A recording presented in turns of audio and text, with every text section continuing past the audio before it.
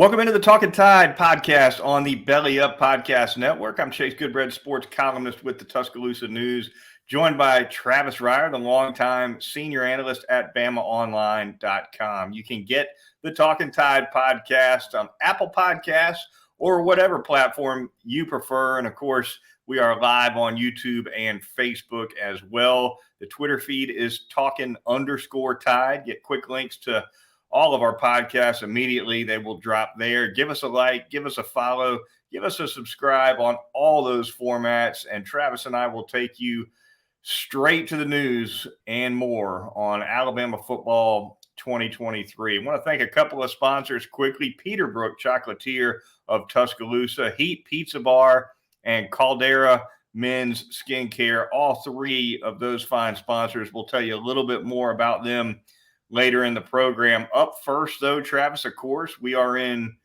game preview mode at long last here on August 30th as we record. The Crimson Tide taking on Middle Tennessee State at 6:30 p.m. Saturday night at Bryant-Denny Stadium. It'll be airing on SEC Network. The Blue Raiders last season 8-5 on the year. They broke even in Conference USA play at 4-4, knocked off Miami. That was a highlight, certainly, along with a bowl victory for the Blue Raiders. They come into Tuscaloosa 39.5-point underdogs, Travis. Certainly not expected to be competitive, although with Alabama, when it comes to the quarterback situation, the penalty situation that from last year that Nick Saban spoke of on Wednesday evening, plenty for Alabama to dive into in terms of improvement, regardless of opponent. Yeah, especially with Texas coming up 1 week from Saturday in Tuscaloosa. So this isn't a situation, I think, Chase, where even if Alabama does have the game in control and commanding lead, perhaps even in the midway point of the third quarter, that you'll start seeing just wholesale substitutions. I think they're going to play a lot of guys anyway because they got a lot of guys I think they're still trying to evaluate, not just a quarterback. And so that'll be a theme for the game for sure. But I'm pretty sure Nick Saban has reminded this team of that Miami game that MTSU had last season. And if he hasn't, Kevin Steele can, because Kevin Steele had a front row seat, unfortunately, from his standpoint of the worst as the then Miami defensive coordinator. No doubt about it. Rick Stockstill, the longtime head, he's been there. I don't know how long he's been at Middle Tennessee. Seems like forever anyway. Former FSU guy, Rick Stockstill, as a matter of fact. And, I think we'll see a lot of empty backfield from MTSU, Travis. If you go back and look at some of the highlights from MTSU last year, a lot of empty backfield, a lot of 3 and 4 wide sets with the quarterback. They don't mind throwing it long. Defensively, I think that's where they could certainly struggle against Alabama on the line of scrimmage. They did pick up a transfer from kid from Oregon, pass rusher Brandon Buckner, going to be playing some defensive end. Maybe he'll give a test to one of Alabama's offensive tackles, if not both of them. So a little something to watch there, at least early in the game.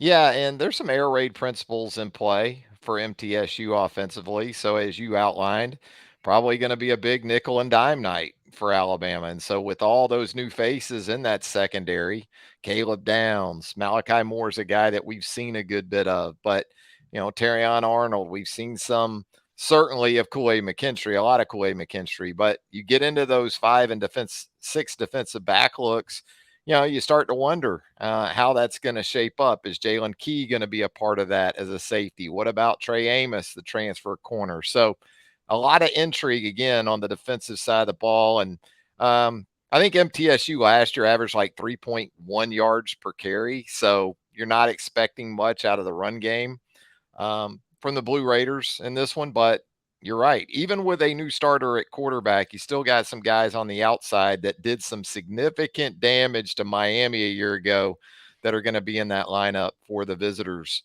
at Bryant-Denny Stadium.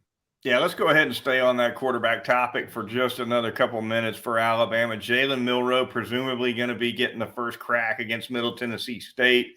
I would think we'll see certainly 2 quarterbacks in this game, potentially 3. But for Milroe, Travis, to be the guy who's been around longer than anyone else in that quarterback room. And to get that first start against MTSU, this is his audition for Texas.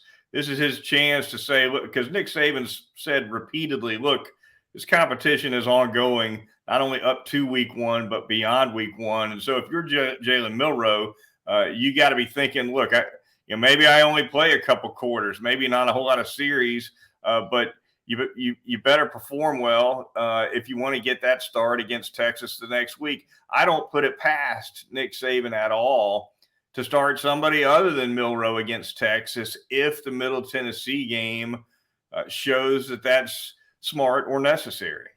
I think it's all about the start because we saw Jalen Milroe extensively twice last year. We saw him off the bench, which certainly wasn't an easy situation on the road at Arkansas, and he performed about as well as you could hope. Then we see him the next week when he understands for a full week that he is going to be the starter, and it was an unnerving sort of performance. I think we can agree on that. He did produce some, I think, 3 touchdown passes in that game, too, 3 scores. So you take that into account. But how does he handle the buildup?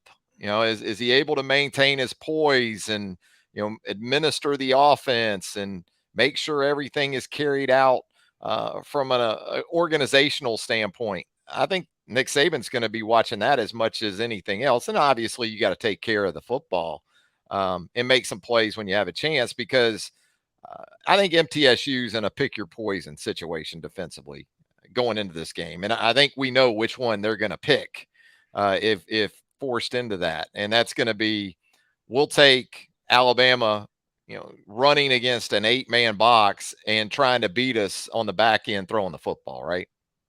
Got to be. Yeah. If you're Middle Tennessee State, you load up against the run, you're definitely going to be outsized on the line of scrimmage. Alabama's got plenty of backs, plenty of depth in the backfield, especially if Justice Haynes is the real deal. And I don't think there's much question that he is.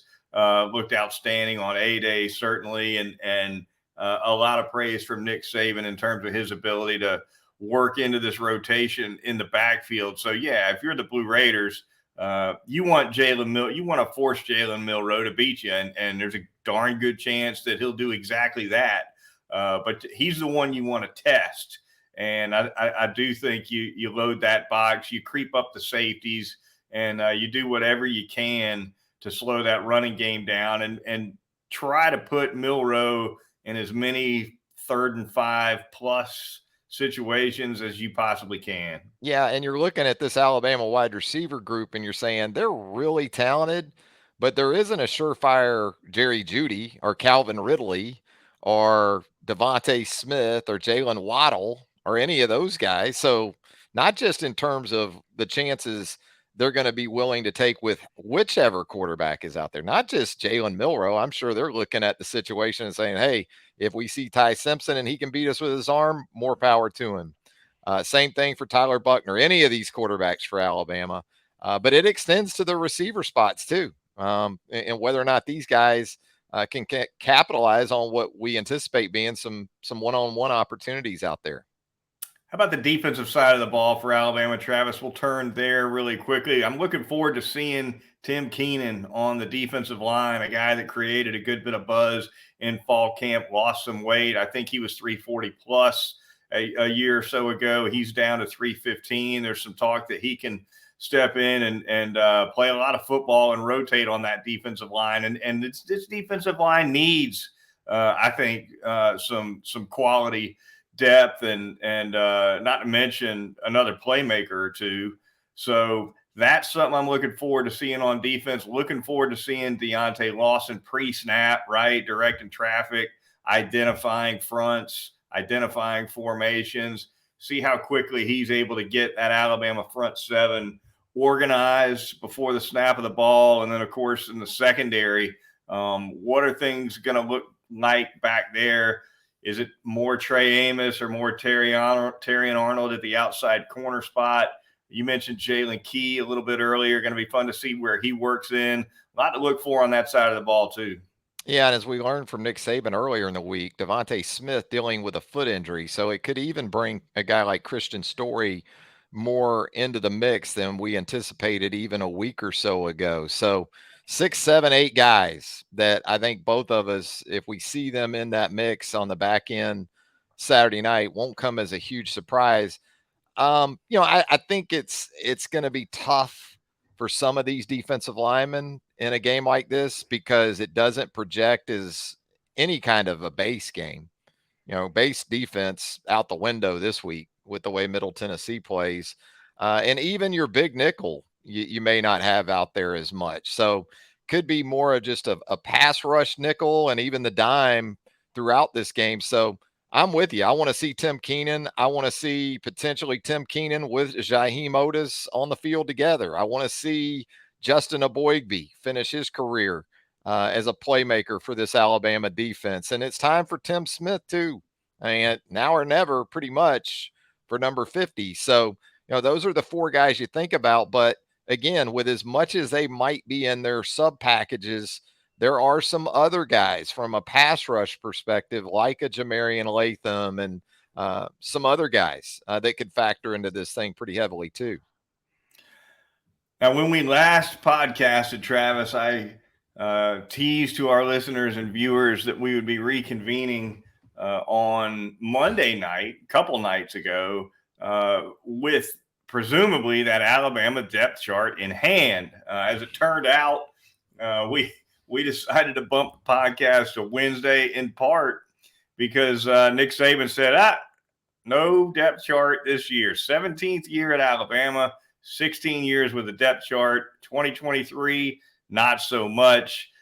What was your takeaway on Nick's decision, which he foreshadowed a year ago, by the way? Last year, he said, this might be it, fellas. And apparently he didn't forget that. I think it's the era that we live in now. And these guys are hit up so much in relation to depth charts and where their status is, and not just in terms of guys that are at the bottom of the depth chart that bothers Nick Saban with it. These guys hear all that, get all this noise, and now he's got to deal with it either with player, parent, mentor, you name it. So much feedback that they get through social media, text group messaging, pretty much any way you want to look at it. And it, we're in the business of media outlets producing their own depth charts, at least prognosticating depth charts, right? And Nick doesn't like that, either. But at least with those, he can say, look, these guys don't know what they're talking about. Right. When he gets some grief about it from a player, and then when it comes down though on official UA letterhead, it hits a little bit different too, I think, with some of these young people. So just kind of the era we're living in, I guess. And again, I don't think he likes it from either perspective. He doesn't like it that players, become disengaged maybe because they don't like where they're at on the depth chart. And then he doesn't like it because some guys may take on the sort of mindset of, I made it. I'm here. I'm good. I'm a starter. The hard work's over. The competition is over. He wants to keep that tension going both ways. But it's just, I don't know about you. I think it's just pretty much symbolic of where we're at. Yeah, a couple thoughts on it. Number one, he caught a lot of criticism for, quote, the two deep tumbler just took a tumble. Speaking of depth chart, the 2 deep just went down to the 3 deep. A couple thoughts, Travis. One, he caught some criticism for, quote, bullying the media. I don't buy that. I didn't feel bullied. As far as I know, no one else in the room did. It's not to look. I reject the notion that this damn piece of paper was ever a gift to the press for anything. Yeah, the most laughable thing about his initial comments on it was that's all we look forward to. We don't care about the games. We just want the depth chart. Right. That was predictable and laughable, I thought, simultaneously. Both for sure. But yeah, look, you're only bullied if you feel bullied. I certainly didn't feel bullied. The guy decided not to put out. It's no big deal to me. We, like you pointed out, we pretty much know who the starters are going to be anyway. The other head scratcher for me is when they go out on the field, it's a public depth chart, right? It's Right. going to be out there on display. And so, And the players right now already know where they're at. sure they do. There's not Yeah, some unveiling in the locker room 3 minutes before kickoff. Okay, guys, here's the 2D. exactly. Here's where They you're at. they They know. know. They know. Yeah. And so all these things that Saban is worried about, concerned about, whatever, whether it's backups feeling like, okay, I'm not going to play all year, or starters feeling like I they've don't even think arrived. it's that. I think it's the noise that comes from the It's players, got from the yeah, it's people got to around be. them. It's got to be. And And I think and social and media it play wrote it this week. I think social media is a huge piece of it. It is. It is a big piece of it. And then they've got their text groups that they're in on. Hey, man, I saw the UA depth chart and it showed you a third team. I Yeah, thought you were running with the ones and twos some, yeah. in fall camp. And also I would go as far as to guess that um rivals, not just rivals, but other programs, they love it when you put out a depth chart. And there's that guy that they recruited heavily a year ago, and he's mired on the third line of that depth chart at his Mm-hmm. respective position in the transfer portal era. You don't think word can get back to that player that, hey, Coach so and so over it said he was just really surprised to see you there running third or on the third line when they absolutely we absolutely have a spot for you on the top line. You know what I mean? I mean, there's so many things that can play into it. There are. I just wonder though, Travis, is it gonna on this coming Sunday, the day after the MTSU game? Isn't social media and going to be ablaze about all of it anyway? Aren't the group texts going to be ablaze just the same as they would have been on Monday? There's more of an overreaction on the Monday after the first game than there is on depth chart Monday. I would venture to go that far with it. Yes, the biggest overreaction of the college football season comes immediately after the first full weekend of college football, not 0 week, but this week coming up. We'll see how it comes out. I think it's going to be a lot of fun to see But I'm who's with you. It's not a big deal to me because I feel like I have a sense of how it lines up. sure. Sure, there'll be a couple things that I think will surprise all of us. But as you said, we're going to know by midnight, Saturday night, pretty much what the pecking order is. Now, there's some ongoing competitions where some things could change during the course of the MTSU game, significant changes perhaps. But we'll kind of have a feel for that too by the time next Monday rolls around. Won't take long, that's for sure. And yeah, as you pointed out, and as Donald Andrews, one of our viewers, points out, this is no surprise to the players. How do This you depth think they chart, line up in practice when the cameras aren't rolling? they know, In the they order know. that they are participating. Yeah. There's no doubt. There might be a couple spots where two guys are neck and neck. I think when Saban puts out the oars on the depth chart in past years, I think those oars are fairly legitimate most of the Mm-hmm. time. But yeah, for the most part, these guys know who's playing, who's not playing, who's a platooner, who's not a You platooner, who's in know, the doghouse, who's not in the doghouse, all of it. the minute the second scrimmage of fall camp is over, you know who the top 45 or 50 players are on the football team if you're a player. You know that. You knew that. You've known that for a week and a half now. So again, it's more about what these guys hear and Nick trying to eliminate as much of the outside noise Right, as he possibly can, because as he referred to it as a distraction, you bet it is in this era, especially with the transfer portal now so easily accessible right. and the door that works that way. No doubt.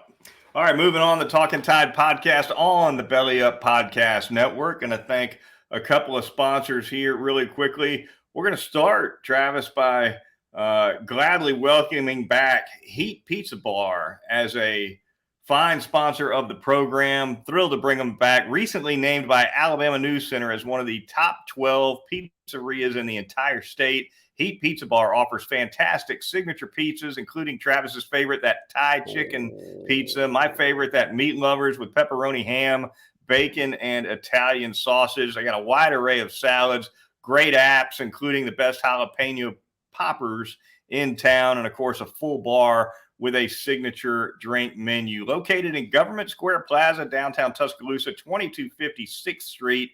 Heat is a place to go for Alabama fans looking for a great meal in a relaxed atmosphere, maybe away from the Strip on football weekends. You can't beat it. Frank Fleming and his great staff have some super daily specials as well, including Thursday, the special from 2 to 6 p.m. You can get a pepperoni pizza for just $8, and it's $3 off on cocktails from 11 in the morning until 10 p.m.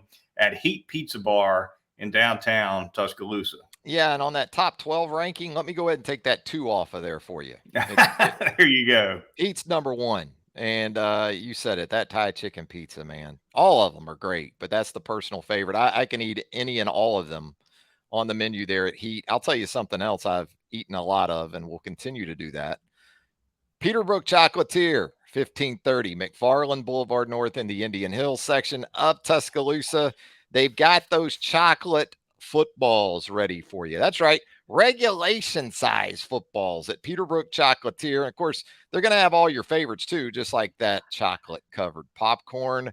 Get by Peterbrook Chocolatier in the next day or so. No tailgate is complete without Peterbrook Chocolatier right there in Tuscaloosa.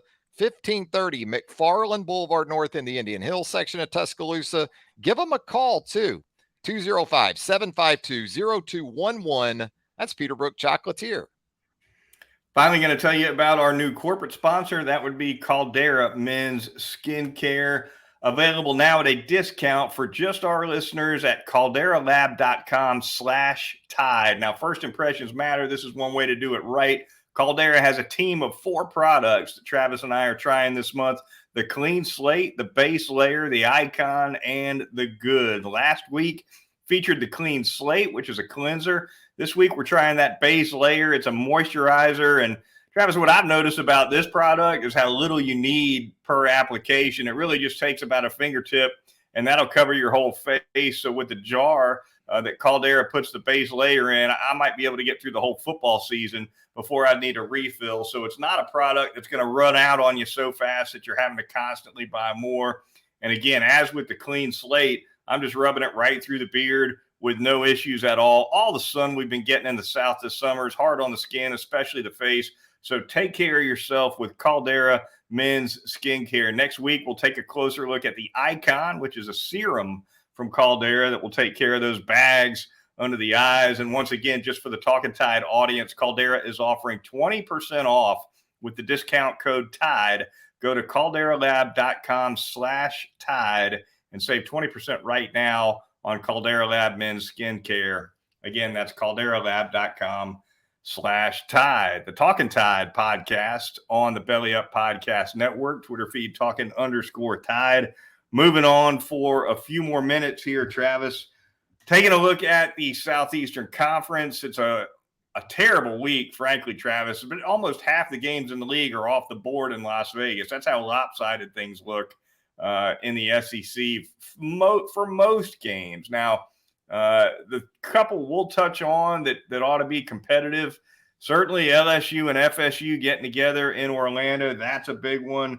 You've got South Carolina and North Carolina clashing over in Charlotte. And Florida's going to travel to Utah. Florida, because of terrible weather conditions, hurricane conditions, they actually had to leave Gainesville a day early, Travis, and ended up staying in Dallas, I think, on Tuesday night.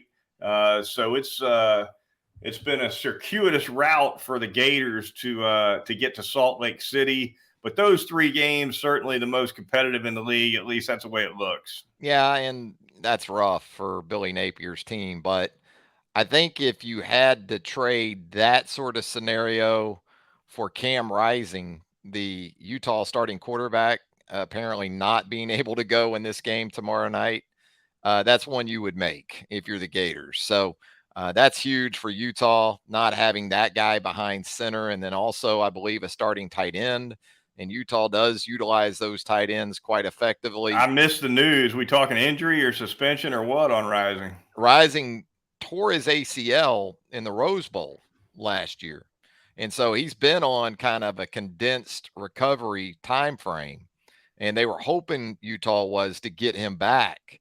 And they also had an injury to their number 2 in the preseason. So it's a tough situation for Utah at quarterback. Playing at home, though, at Rice Eccles, I don't think that place gets enough love in terms of pit rankings, home venues in college football. So it'll still be a major challenge for a Florida team that looks like they're going with Graham Mertz at the quarterback position, and a defense that really needs to improve a ton over what it was a year ago. But you like those 2 running backs for the Gators, and I think between Mertz and those backs and Ricky Pearsall at wide receiver, that's what's going to have to carry the Gators if they're going to win this one. LSU, FSU getting together. Travis, your thoughts on that one? Of course, the Tigers fell to the Seminoles last year, got Brian Kelly off to a rough start. Obviously, LSU recovered nicely in SEC play to go on and win the SEC West. Mason Smith, the outstanding LSU defensive tackle, going to miss this one. Missed almost all of the FSU game last year because of that unfortunate knee injury that he had. But LSU brings a lot to the table for this one, Travis. I like the Tigers to pull it off, but I think it'll be close. I do too. I think LSU, in terms of overall roster strength, maybe still a little bit of an edge over Florida State. Florida State's done some really good work in the transfer portal over the last couple of years, and I think it could be a special year for Florida State quarterback Jordan Travis. He's a guy that's sort of flying under the radar a little bit, even in this matchup with Jaden Daniels on the other side of the field. But LSU, even without Smith, still very, very talented. That being said, I'm going to call for the Noles to get it done in Orlando. I'm with you, though. I think it could go either way, but I'll go with Florida State in this one. How about the Gamecocks and the Tar Heels getting together, Travis?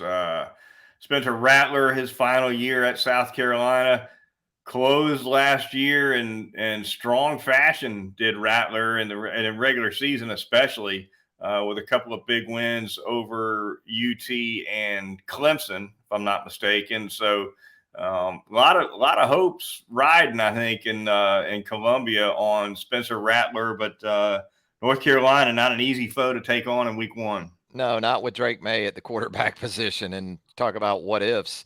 Drake May was at one time an Alabama commitment, and then stuck with the legacy situation, his family with deep ties to UNC. So he ended up with the Tar Heels. But in doing so, that kind of opened the door for Jalen Milroe to make his way to Alabama. Yep. So interesting angles to the quarterback position in college football, no doubt about it these days, it seems like. But, I think most people didn't think Spencer Rattler would be the other quarterback in a game like this at this point in his career, considering how celebrated he was as a recruit. But, man, May is something else. That should be a really good game. Looking forward to that one. Looking forward to LSU and FSU especially. Going to try to watch as much of all 3 of those games, certainly, as I possibly can. That DVR is going to be whirring, Travis, in the Goodbread house to make sure all those games get recorded. All right, let's pull somebody out of that 2-deep tumbler, and then we are going to pull out for this episode of Talkin Tide. See who comes out of the tumbler tonight. Open the door here just a little bit. Get one of these guys to fall out. There he goes. And let's see. Number 4, Travis, the aforementioned Jalen Milroe. We've talked a lot about him. It's an exciting time for him to take over this game, this week 1. But it's a situation where he's got to perform well and perform well quickly out of the gate, I think, to ensure that he goes on and for Jalen, Travis, obviously, if you're the starting quarterback, whether it's Milroe, Simpson, whoever, you want to be the wire-to-wire guy, right? You want to, if you're starting the season, you want to finish the season. And so with this competition being as hot as it's been, and Nick Saban being very clear that he won't be afraid to mix and match quarterbacks as needed, it's going to be really important for Milroe to get off to a good start. It is, and I don't know, as amazingly as this may sound, we haven't talked about Milroe's legs probably enough, because if all things are equal between these guys as passers, and you got Milroe running the football, which we anticipate the quarterback being involved in that aspect of the offense this year, that's where he can certainly provide himself with some separation, both to his competition and defenders. So he does. I mean, this is the moment for Jalen Milroe. This is what he has positioned himself for. And so there is nothing guaranteed at this point. It looks like he's going to get that first opportunity. Again, I'm more interested to see poise, ability to operate the offense efficiently early in the game, and then how he settles in more from that perspective. He should be at a point where it's not much of a problem, but you just don't really know until you get a guy in this situation. So, incredible talent. There's no doubt about it. I think he's been undersold actually as a passer a little bit, because even in the 8A game, like Ty Simpson, he was victimized by some pretty brutal drops too on some nice balls. So big moment for Jalen Milroe. And, with these number changes here of late, Christian Story now, the defensive number 4. We don't have to, dive into the Christian Story background, but we talked about it earlier. He's a guy too, when you get into those sub packages, nickel and certainly dime, that you could see the new number 4 on defense out there, Chase. Number 4 could be a big number in Alabama, especially that quarterback spot this fall. I agree. I think Jalen Milroe is got a chance to be a phenomenal addition to the rushing attack if they decide to do some of that zone read stuff where he can pull and go around the edge and kind of do his own thing. And we saw some of that last year. We saw some of it in the 8A game. He scored a touchdown on a play like that in the 8A game. I think he can bring a lot to the offense in that capacity. I do think he's got a super strong arm. The one thing that he's got to eliminate is occasionally he'll just kind of throw it up and hope for the best. Mm-hmm. And that's exactly the kind of stuff that he did that once in the 8A game, as a matter of fact, and ended up throwing a pick that Christian Story. Remember right, it almost got that's right. It was Story, and it almost got run back. I think he got knocked out of bounds inside the 5. So that's what Milroe's definitely got to eliminate. Throw it out of bounds if you have to. If take a safety there. if you have to in that situation. You don't want to trade 6 for 2, or you'll trade 2 for 6 or something like that. But no, I mean, it's you're right. There's no Randy Moss on the roster, right? That you could just toss it up to. No, you got to take. And I understood on that particular play, he was getting some blitz pressure from Malachi Moore, but still eat it if you have to in that situation. Eating it there will keep you in the game longer than making the kind of throw he did. All right. This edition of the Talkin Tide podcast just ate it. We're out of here. Glad to have our listeners and viewers back on board, though, for season 8 of the Talkin Tide podcast. Travis and I are going to take you through the fall twice weekly. Sunday nights recapping the previous Alabama game. Wednesday nights usually going to be previewing the next game. Looking forward to it, and we will be back again on Sunday to recap Alabama's home opener against Middle Tennessee State. So for Travis Reier, the senior analyst at BanthamOnline.com, I'm Chase Goodbread, sports columnist with the Tuscaloosa News, and we'll talk to you this weekend on Talkin Tide.